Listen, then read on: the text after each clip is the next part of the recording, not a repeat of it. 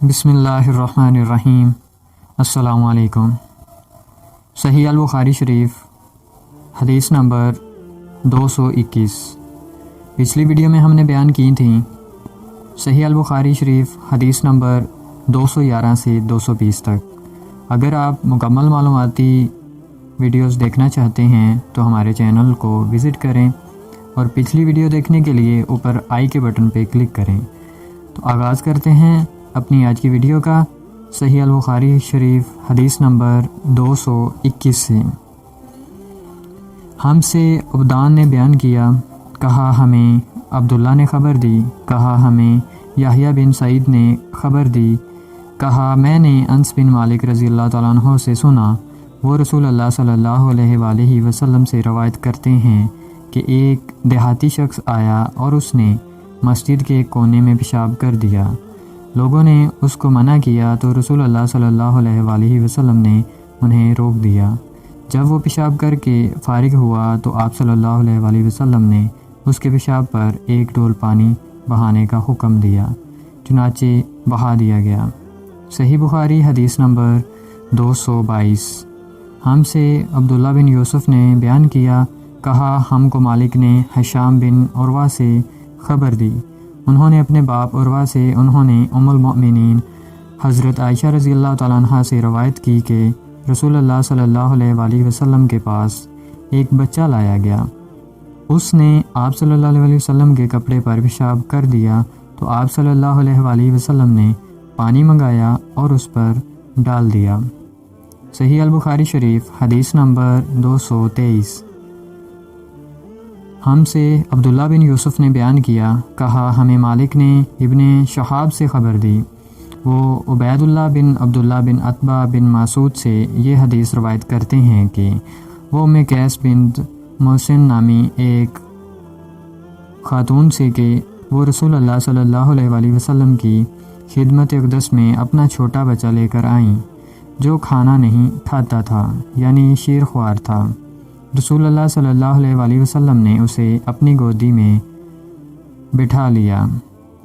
اس بچے نے آپ صلی اللہ علیہ وآلہ وسلم کے کپڑے پر پیشاب کر دیا۔ آپ صلی اللہ علیہ وآلہ وسلم نے پانی منگا کر کپڑے پر چھڑک دیا اور اسے نہیں دھویا۔ صحیح البخاری شریف حدیث نمبر 224۔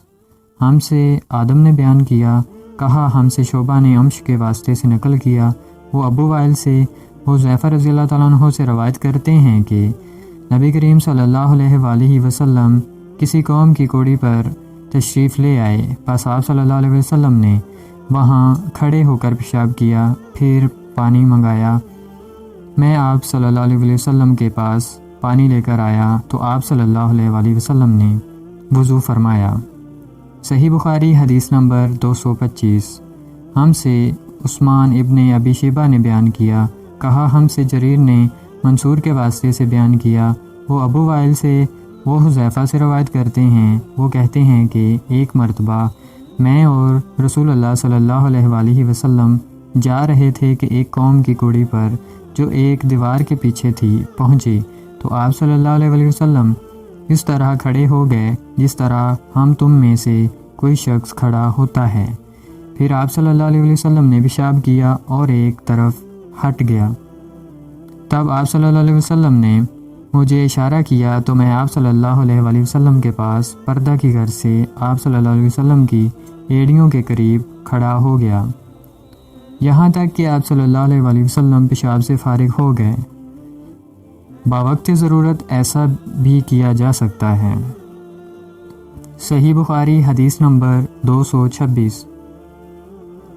ہم سے محمد بن عرارہ نے بیان کیا، کہا ہم سے شعبہ نے منصور کے واسطے سے بیان کیا، وہ ابو وائل سے نقل کرتے ہیں کہ وہ کہتے ہیں ابو موسیٰ اشعری پیشاب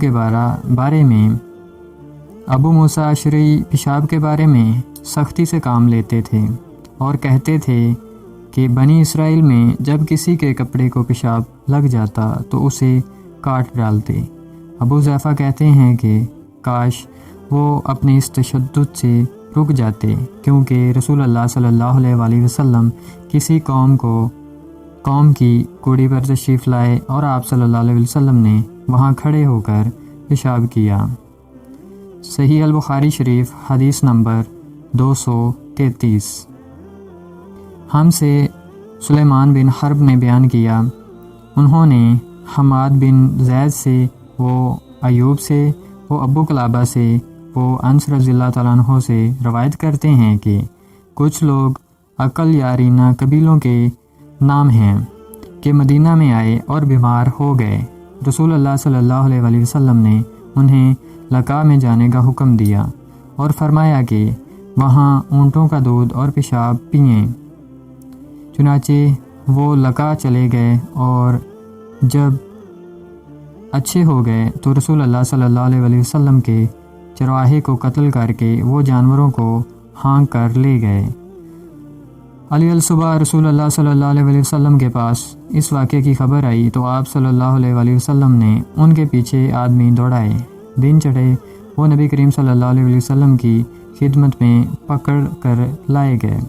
آپ کے حکم کے مطابق ان کے ہاتھ پاؤں کاٹ دیے گئے اور آنکھوں میں گرم سلاخیں پھیر دی گئیں اور مدینہ کی پتھریلی زمین میں ڈال دیے گئے۔ پیاس کی شدت سے وہ پانی مانگتے تھے مگر انہیں پانی نہیں دیا جاتا تھا۔ ابو قلابہ نے ان کے جرم کی سنگینی ظاہر کرتے ہوئے کہا کہ ان لوگوں نے چوری کی اور چراہوں کو قتل کیا اور آخر ایمان سے پھر گئے اور اللہ اور اس کے رسول سے جنگ کی۔ صحیح بخاری حدیث نمبر 234۔ ہم سے آدم نے بیان کیا، کہا ہم سے شعبہ نے کہا مجھے ابو التحا یزید بن حمید نے انس رضی اللہ تعالیٰ عنہ سے خبر دی۔ وہ کہتے ہیں کہ رسول اللہ صلی اللہ علیہ وآلہ وسلم مسجد کی تعمیر سے پہلے نماز بکریوں کے باڑے میں پڑھ لیا کرتے تھے۔ معلوم ہوا کہ بکریوں وغیرہ کے باڑے میں بوقت ضرورت نماز پڑھی جا سکتی ہے۔ حدیث نمبر 235۔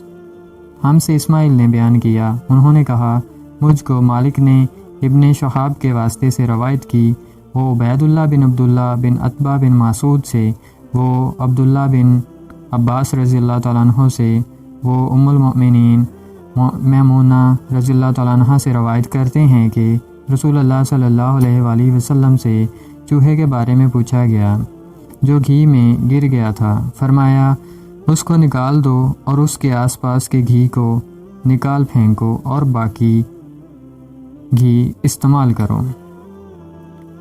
حدیث نمبر 236۔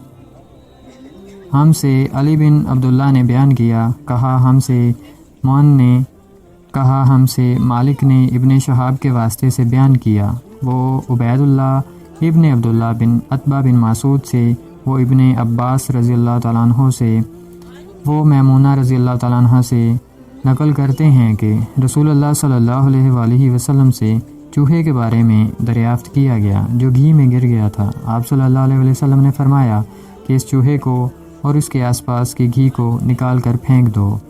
معن کہتے ہیں کہ مالک نے اتنی بار کہ میں گن نہیں سکتا یہ حدیث ابن عباس سے اور انہوں نے میمونہ رضی اللہ تعالیٰ عنہ سے روایت کی ہے۔